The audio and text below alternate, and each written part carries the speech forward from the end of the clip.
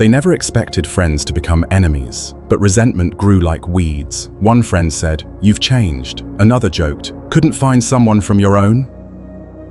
Some friends stopped calling altogether. Others posted subtle digs online. It wasn't jealousy, it was prejudice in disguise.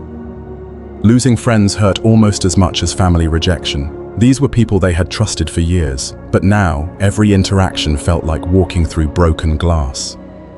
Eventually, they let go, not because they wanted to, but because love doesn't need people who don't want it to exist. And sometimes, letting go of toxic friends isn't loss, it's liberation. One evening, at a grocery store, a stranger spat at them and said, "Go back where you belong." It wasn't the first time, it wouldn't be the last. They didn't fight back. They walked away, hearts pounding, because for them, survival meant swallowing rage. Every incident left scars, unseen but deep, yet every morning they chose each other again. That was their rebellion.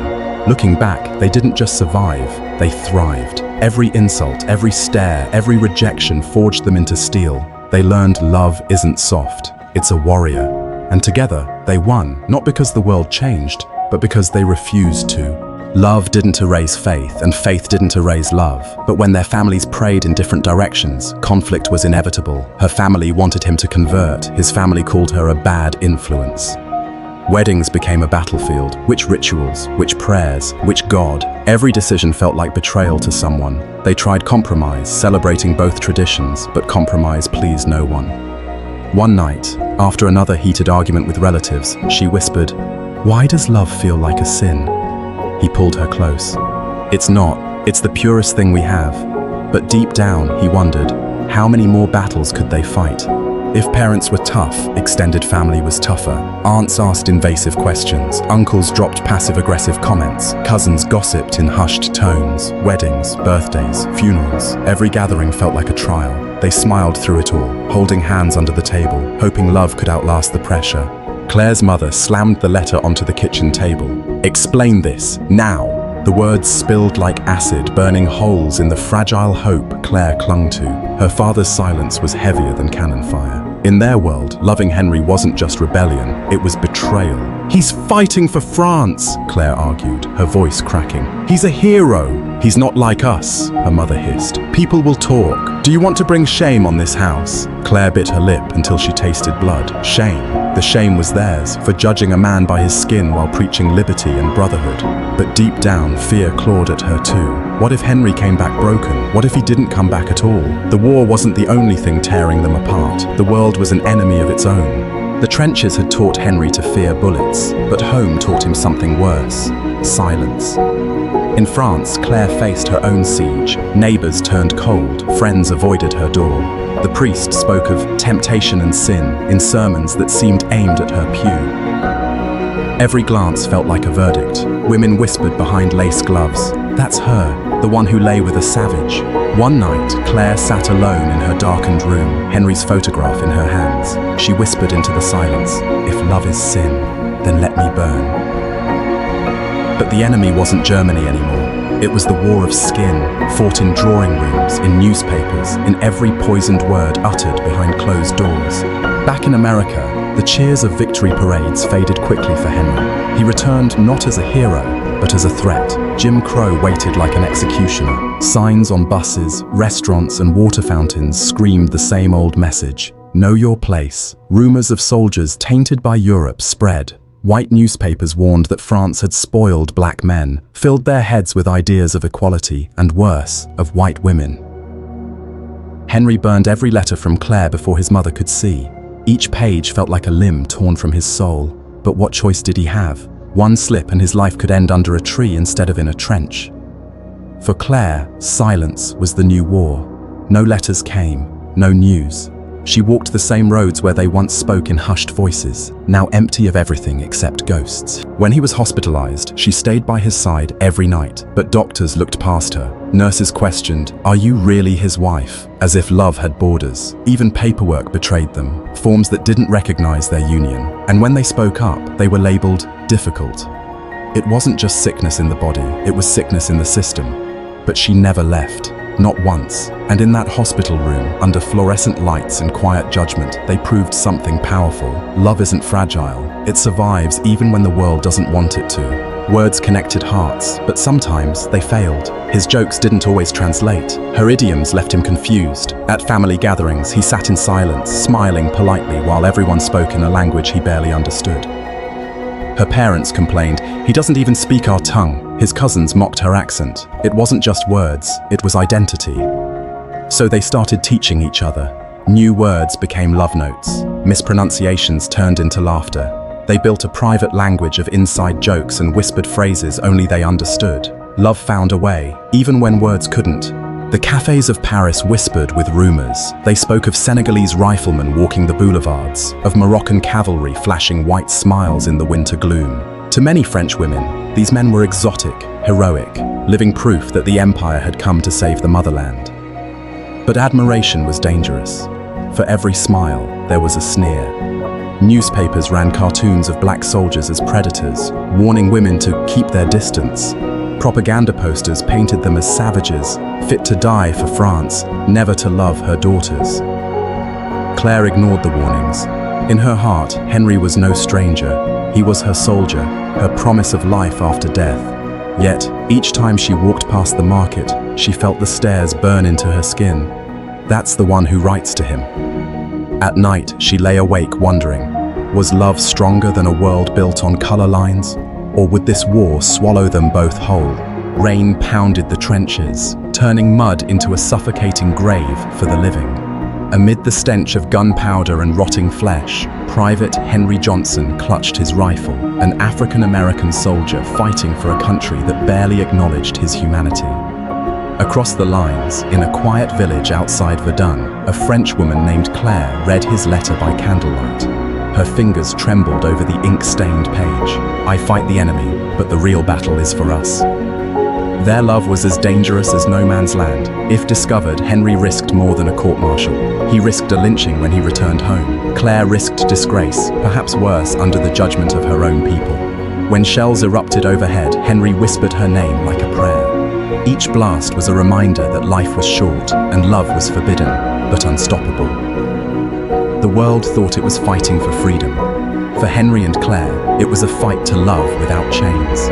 When they talked about kids, excitement turned to fear. "Will they belong anywhere?" she asked. He had no answer. Society loves labels, and their children wouldn't fit in any box.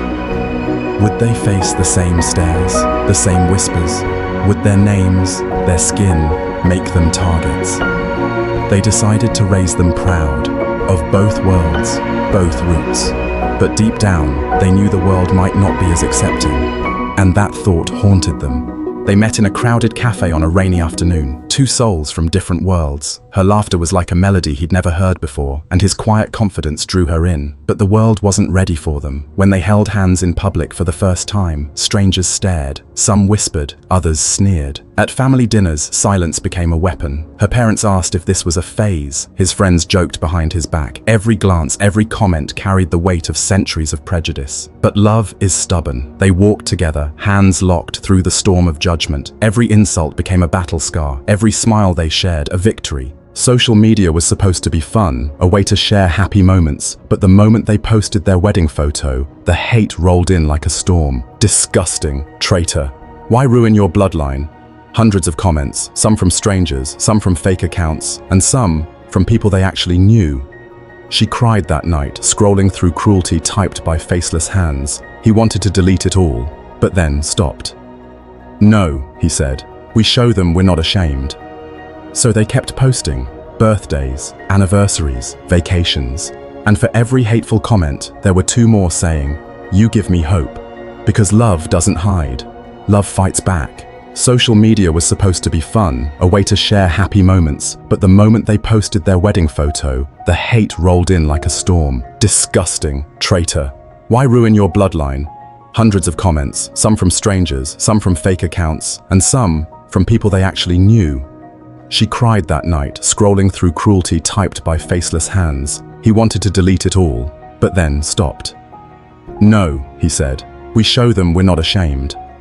So they kept posting, birthdays, anniversaries, vacations, and for every hateful comment, there were two more saying, "You give me hope."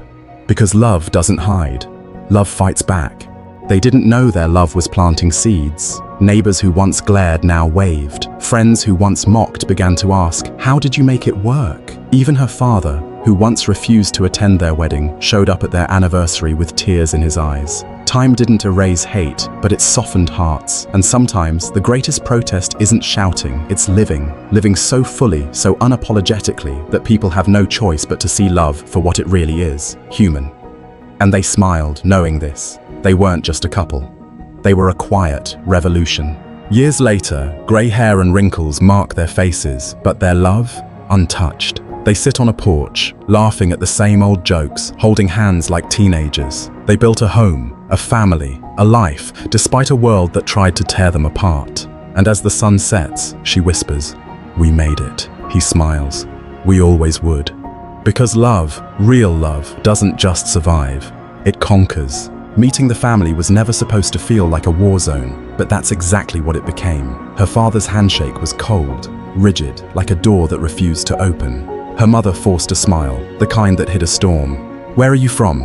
The question was sharp, laced with suspicion. When he answered, their eyes flickered with quiet judgment. Dinner tasted like tension. Conversations were careful, clipped. Every joke was weighed before it left their mouths. Later, she asked, "What do you think?" They didn't answer. They didn't need to. Silence screamed louder than words. On the drive home, he gripped the steering wheel hard. "It'll get better," she whispered, though her voice trembled. But deep down, both knew they had crossed an invisible line, and there was no going back. It took decades, but change came. Laws shifted, movies told stories like theirs, and younger generations embraced diversity. The world didn't become perfect, but it became better. One day, their granddaughter came home from school and said, "We learned about interracial couples today. They were heroes." He looked at her and smiled. "Heroes, huh?" She nodded. "Like you." For the first time in years, tears came easily. Not from pain, but from pride. Because their love, once considered a scandal, had become an example. War was ending, but whispers were only growing louder. In the towns and villages behind the lines, babies with dark curls and caramel skin began to appear. Some called them les enfants de la honte, children of shame. French newspapers stirred panic. Our purity is at risk. Politicians demanded measures to stop the blackening of Europe. The very soldiers who bled for France were now branded as invaders in love. Henry didn't speak of the future in his letters anymore. Hope felt fragile, like a glass shell in a world of boots. Could Claire endure the storm waiting beyond the armistice? Could their love survive the weight of two nations' prejudice? As he marched past cheering crowds on Victory Day, Henry felt no triumph. He saw only a battlefield yet to come, the one where love would face the cruelty of peace.